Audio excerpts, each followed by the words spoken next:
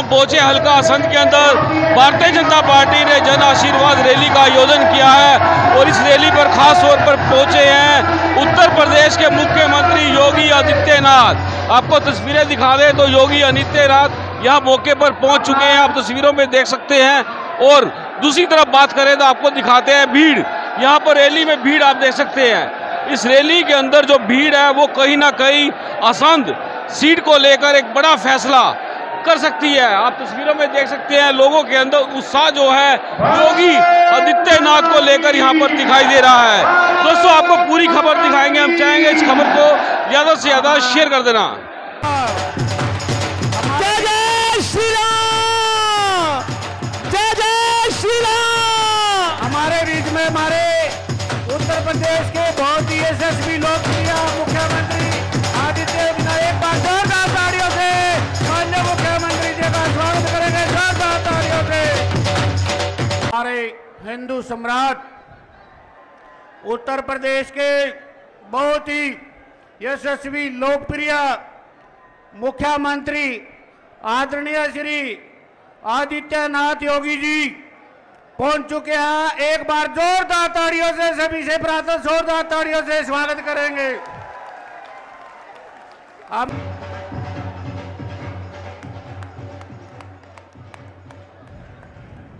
ताड़ियां बजती रहे।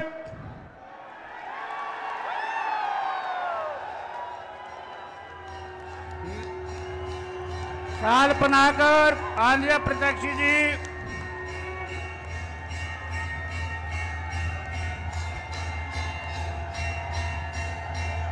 आदरणीय श्री योगेंद्र राणा जी से प्रार्थना करता हूं वो आए, अपने विचार रखें। माननीय श्री योगेंद्र राणा जी। योगी जी को जय श्री राम। मंच पर विराजमान उत्तर प्रदेश के माननीय मुख्यमंत्री, हिंदू हृदय सम्राट, सनातन संस्कृति के ध्वजवाहक, भयमुक्त भ्रष्टाचार मुक्त शासन के प्रत्येक परम श्रद्धेय आदरणीय श्री योगी आदित्यनाथ जी के चरणों में असंध विधानसभा की तरफ से कोटि कोटि नमन, कोटि कोटि वंदन। सम्मानित मंच उपस्थित असंध विधानसभा के मेरे बुजुर्गों, नौजवान साथियों, माताओं बहनों, सभी कार्यकर्ता बंधुओं, सभी पत्रकार व छायाकार बंधुओं को मैं यहाँ पहुँचने पर हार्दिक अभिनंदन करता हूँ, स्वागत करता हूँ। और आप सब की तरफ से, असंध विधानसभा की तरफ से माननीय योगी आदित्यनाथ जी का यहाँ पहुँचने पर हार्दिक अभिनंदन और स्वागत करता हूँ।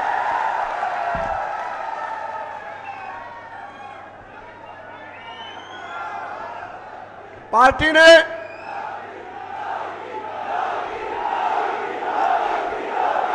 योगी योगी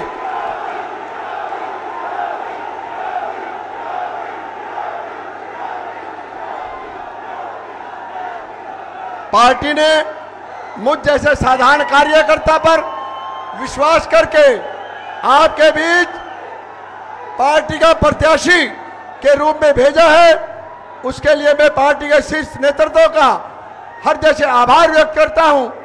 यह भाजपा में ही संभव था और मैं भी पार्टी के नेतृत्व को तथा पार्टी के सभी कार्यकर्ताओं को विश्वास दिलाता हूं कि आपके विश्वास को पर खरा उतरने का 100% प्रयास करूंगा। आप सब जानते हैं कि पिछले 10 वर्षों में केंद्र में भी और राज्य में भी भारतीय जनता पार्टी की सरकार है और जिस प्रकार से केंद्र के अंदर भी माननीय हमारे प्रधानमंत्री नरेंद्र मोदी जी के नेतृत्व में जो जो काम हुए हैं, चाहे स्वच्छ भारत मिशन की बात करें, उज्ज्वला योजना की बात करें, आयुष्मान योजना की बात करें, किसान सम्मान निधि की बात करें और प्रधानमंत्री आवास योजना की बात करें, फसल बीमा योजना की बात करें, चाहे भवन राम का मंदिर जो अयोध्या में आदरणीय हमारे मुख्यमंत्री जी के वहां पर जो प्रदेश में अयोध्या में भव्य राम मंदिर जो बनाया है, चाहे उसकी बात करें, धारा 370 की बात करें, ऐसे हमारे केंद्र की सरकार में माननीय हमारे प्रधानमंत्री जी के नेतृत्व में जो जो काम हुए हैं आप सब भली भांति उनको जानते हैं। प्रदेश सरकार ने भी जिस प्रकार से पिछले 10 वर्षों में चाहे 24 फसलों पर MSP की बात हो, चाहे आयुष्मान कार्ड के चिरायु योजना का विस्तार की बात हो, और चाहे पढ़ी लिखी पंचायत की बात हो, और चाहे महिलाओं को 50% आरक्षण देने की बात हो, चाहे ट्रांसफर पॉलिसी की बात हो, और चाहे बिना पर्ची और बिना खर्ची के गरीब के घर में दिए जलाने की बात हो, इस प्रकार के जो काम किए हैं ये अपने आप में बहुत बड़ी बात है। तो मैं केवल आप मुझे जानकारी है महाराज जी को सुनने आए हैं। महाराज जी आज मुझे आशीर्वाद देने के लिए आए हैं, तो मैं आपके और उनके बीच में ज्यादा न होते रहते हुए आपको के सामने केवल और केवल वोटों की अपील आपके सामने करने आया हूं। आने वाली 5 तारीख को कमल के निशान के सामने का बटन दबाकर आप भारतीय जनता पार्टी के उम्मीदवार को यहां से भारी मतों से जिताने का काम करेंगे। इसी उसके साथ एक बात तो मैं ये तो तय हो ही गया है, जितना जन सैलाब यहाँ महाराज जी का आशीर्वाद लेने के लिए पहुंचा है, ये निश्चित है कि यहाँ से भारतीय जनता पार्टी की जो सीट है ये निश्चित रूप से भारी मतों से जीतेगी। आप सबका बहुत बहुत आभार, बहुत बहुत धन्यवाद। जय हिंद, जय भारत। हम हमारे उत्तर प्रदेश के बहुत ही यशस्वी लोकप्रिय मुख्यमंत्री योगी आदित्यनाथ जी से, जिनके नाम से ही विश्व कांप जाता है, उनसे प्रार्थना करता हुआ है हमारा सबका मार्गदर्शन करे। भारत माता की।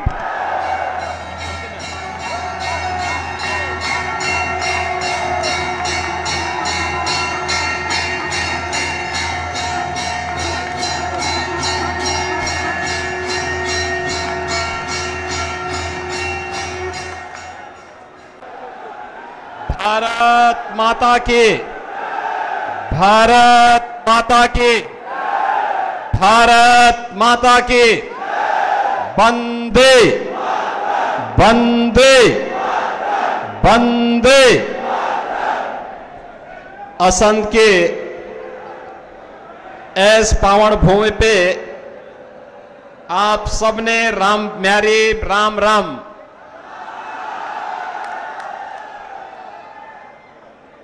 मंच पर उपस्थित अलीगढ़ उत्तर प्रदेश के लोकप्रिय सांसद श्री सतीश गौतम जी, भारतीय जनता पार्टी के लोकप्रिय प्रत्याशी श्री योगेंद्र राणा जी, हिमाचल प्रदेश के लोकप्रिय विधायक सिंदर सिंह गांधी जी, जिला प्रभारी करनाल से भारत भूषण जुयाल जी, प्रदेश प्रवक्ता श्री वीरेंद्र चौहान जी, गुरुबख्शीश सिंह जी, गुरुद्वारा प्रबंध कमेटी के सरदार गुलाब सिंह जी, श्री समित नरवाल जी, सुनील गोयल जी, संजय राणा जी, पूर्व मेयर श्रीमती रेणु बाला गुप्ता जी, भारतीय जनता पार्टी के सभी पदाधिकारीगण, असंध विधानसभा क्षेत्र से जुड़े हुए मेरे सभी उपस्थित बहनों और भाइयों, मैं प्रभु श्री राम की पावन धरा अयोध्या धाम की भूमि उत्तर प्रदेश से आपके बीच में एक विशेष संदेश के साथ आया हूं। बहनों और भाइयों, यह संदेश है प्रधानमंत्री मोदी जी के एक भारत श्रेष्ठ भारत का। हमने बदलते हुए भारत को देखा है। हमारी एक पीढ़ी सौभाग्यशाली है कि पिछले 10 वर्षों के अंदर हमने बदलते हुए भारत को देखा है। एक भारत श्रेष्ठ भारत के सपने को साकार होते हुए देखा है। 2014 के पहले का भारत,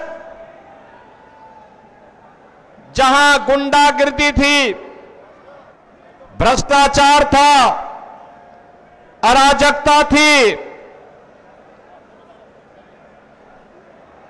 देश की आस्था के साथ खिलवाड़ होता था, सुरक्षा में सेंध लगती थी, और आज का नया भारत है।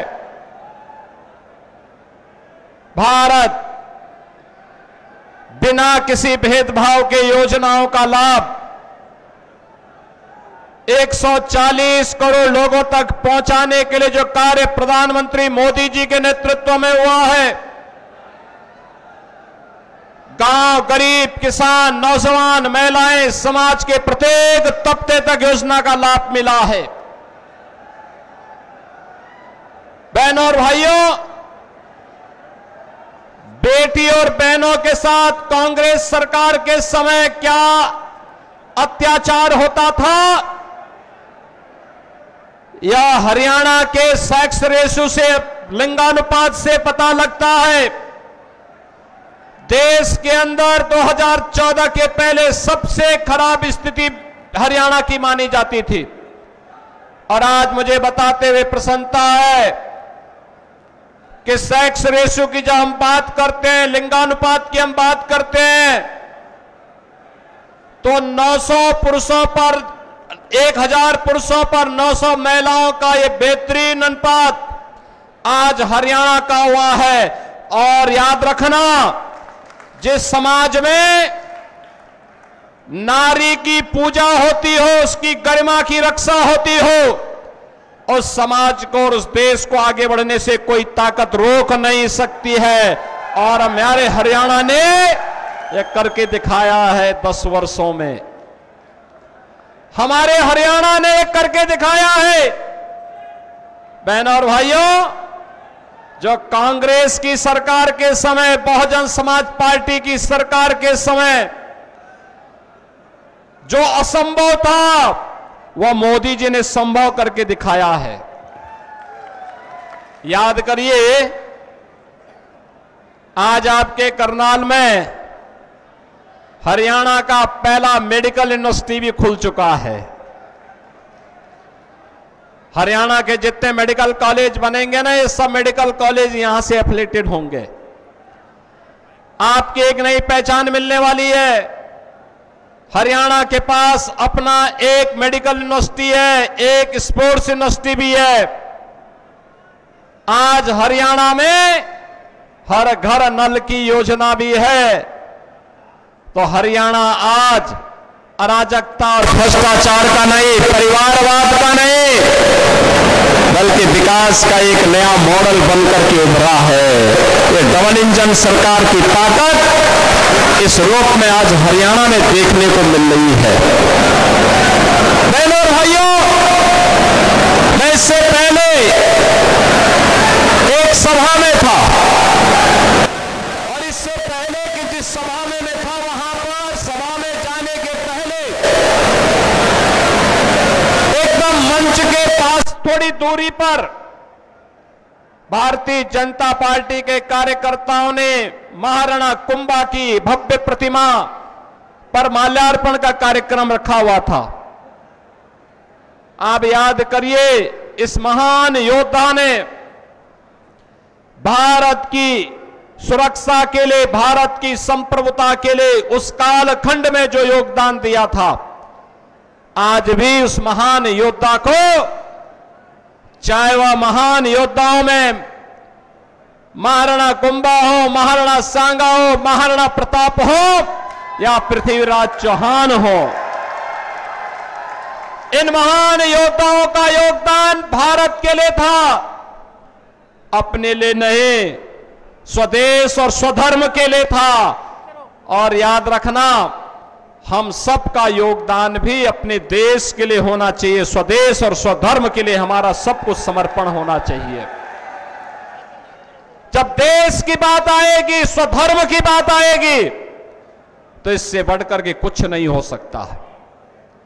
इससे बढ़कर के कुछ नहीं हो सकता है। हमारे पूर्वजों ने यही तो हमें प्रेरणा दी है, यही कारण रहा है।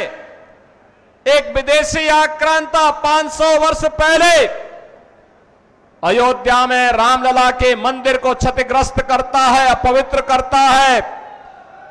लेकिन जब ये देश स्वतंत्र था, हम मानते थे कुछ नहीं हो सकता, तब भी हिंदू लड़ता रहा।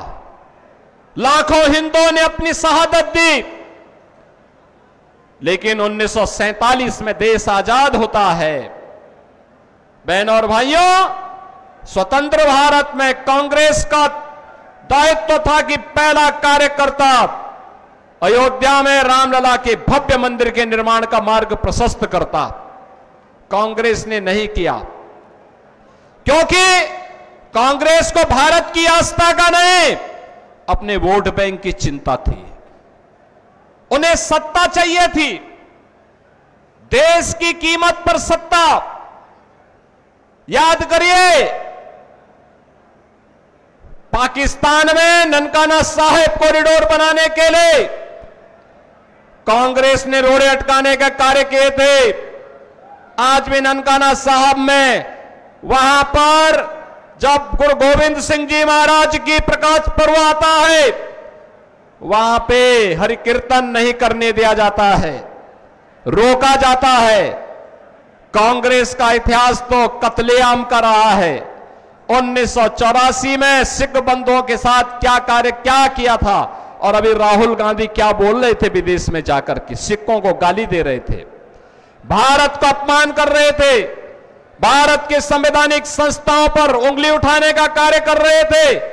जो कांग्रेस भारत की महान गुरुओं की परंपरा का अपमान कर रही हो, जो कांग्रेस भारत के बाहर जाकर के जिस कांग्रेस के नेता भारत का अपमान करते हो, भारत की संवैधानिक संस्थाओं को कटघरे में खड़ा करते हो, उस कांग्रेस से उम्मीद करना कि कांग्रेस आपकी आस्था का सम्मान करेगी, ये बेवकूफी होगी। और कांग्रेस जो की थी, उसको उसके हालात पर पहुंचाने का काम जनता जनार्दन ने किया।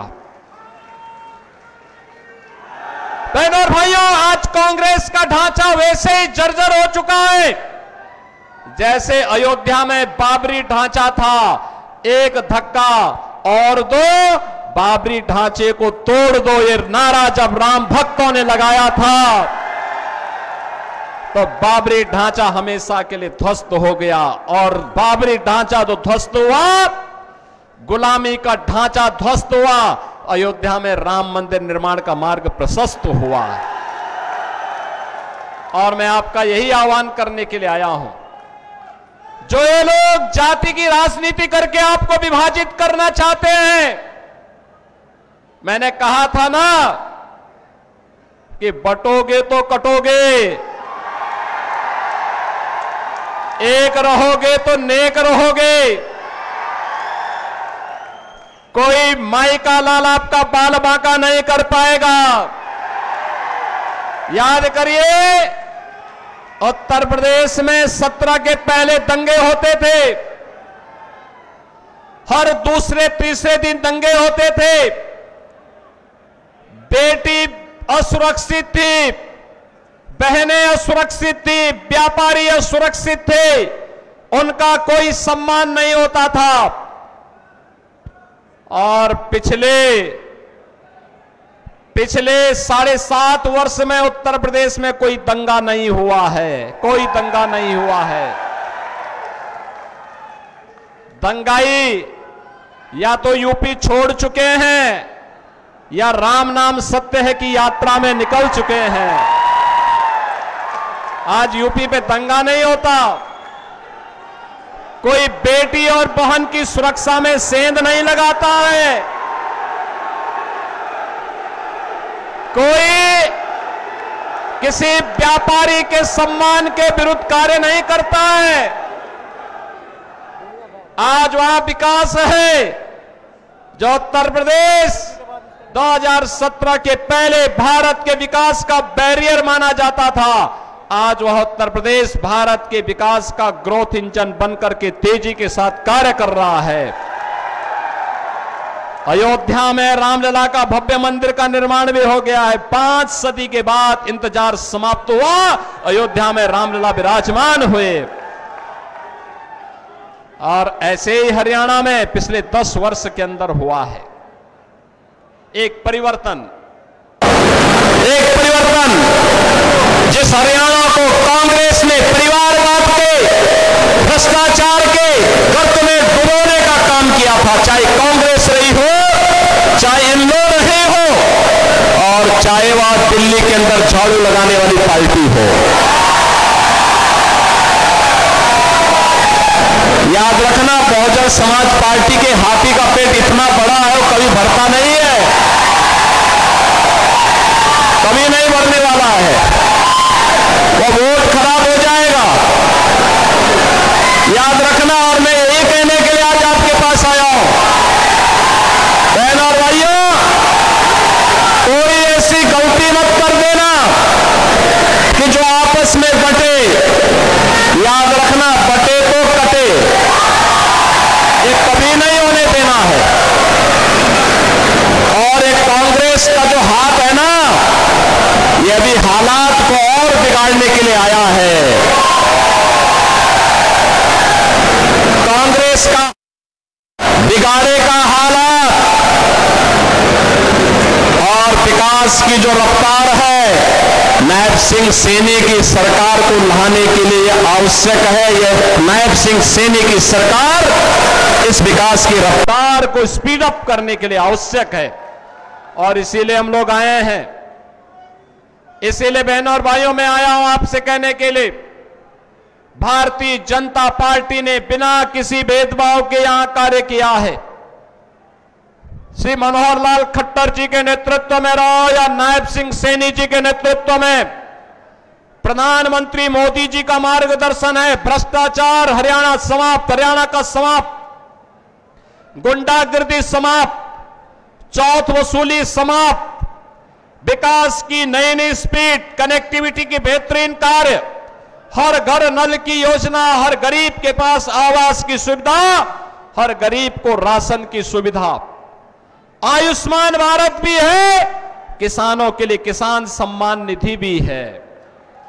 बहनों और भाइयों, विकास की इस स्पीड को अनवरत बने रहने देने के लिए आवश्यक है कि फिर से भारतीय जनता पार्टी की से नायब सिंह सैनी के नेतृत्व की सरकार, तीसरी बार भाजपा की सरकार हरियाणा में बने, और इसी के लिए आज मैं आपका आह्वान करने के लिए आया हूं। श्री योगेंद्र राणा को भारतीय जनता पार्टी ने अपने कर्मठ कार्यकर्ता को अपने बीच में चुनाव मैदान में उतारा है। बहनों और भाइयों, ये जो कांग्रेस 1984 के सिख बंधुओं की हत्या के लिए कटघरे में खड़ी है, इसको कभी भी बर्दाश्त मत करना, इसको स्वीकार मत करना, इसको एक सिरे से खारिज करो। ये अंतिम श्वास गिन रही है, अब अपनी ऑक्सीजन दोगे तो इसका विष बेल फिर तेजी के साथ फैल करके देश के अंदर दंगे करवाएगा, लूटपाट कराएगा, कश्मीर में सेंध लगाने का कार्य करेगा, सुरक्षा में सेंध लगाने का काम करेगा, अराजकता फैलाने का कार्य करेगा। ये कतई मत होने देना। कांग्रेस हो या बहुजन समाज पार्टी या आम आदमी पार्टी, ये तीनों एक ही थैले के चट्टे बट्टे हैं, इनको विकास से कोई लेना देना नहीं। ये अराजकता को बढ़ाने वाले दल हैं, परिवारवाद को बढ़ावा देने वाले दल हैं, आखंड भ्रष्टाचार में डूबे हुए दल हैं, इनका विकास से कोई लेना देना नहीं। गांव से, गरीब से, किसान से, महिलाओं से, किसी भी तबके से इनका कोई लेना देना नहीं है। इनका तो एक ही एजेंडा है, बांटो और राज करो। हमें बंटना नहीं है, हमें बंटना नहीं है। एकजुट होकर के एक भारत श्रेष्ठ भारत की परिकल्पना को साकार करने के लिए और विकसित भारत के लिए हमें प्रधानमंत्री मोदी जी के नेतृत्व में फिर से हरियाणा में नायब सिंह सैनी की सरकार को लाना है। योगेंद्र राणा को भारी बहुमत से विजयी बना के भेजना है। बना के भेजेंगे। योगेंद्र राणा विजयी बनकर के जाएंगे। सभी लोग सहमत हैं? जहां तक मेरी आवाज जा रही, दोनों हाथ पा करके बोलो। सभी लोग सहमत हैं? बहनों और भाइयों, यह कार्य होगा तब, यह कार्य होगा तब जब आप सभी लोग, जितने भी लोग हैं, 5 अक्टूबर को जो वोटिंग होगी, 5 अक्टूबर की वोटिंग के दिन याद रखना, तब नवरात्रि का पर्व भी हो रहा होगा। 5 अक्टूबर को अपने घर में रहना है। हर मतदाता जितना भी यहां पर आया हुआ है, जिस तक मेरी आवाज पहुंच रही है, उन सबसे मैं अपील करूंगा कि आप सभी लोग याद रखना, आप में से हर व्यक्ति 10-10 मतदाताओं को पहले से चिन्हित करके अपने साथ मतदान केंद्र में ले जाकर के मतदान करवाने में अपना योगदान देना। करेंगे? सभी लोग करेंगे? ये जो मंच पंडाल के बाहर जो लोग हैं, वे लोग भी करेंगे? इस पार उस पार सभी लोग सहमत हैं? सभी लोग करोगे? आपस में बटोंगे नहीं ना? देश के लिए कार्य करेंगे ना? यह वोट हरियाणा के विकास के लिए और भारत को मजबूत बनाने के लिए करेंगे ना? मेरे साथ बोलेंगे फिर, भारत माता की, भारत माता की, भारत माता की जय श्री राम, जय जय श्री राम। धन्यवाद।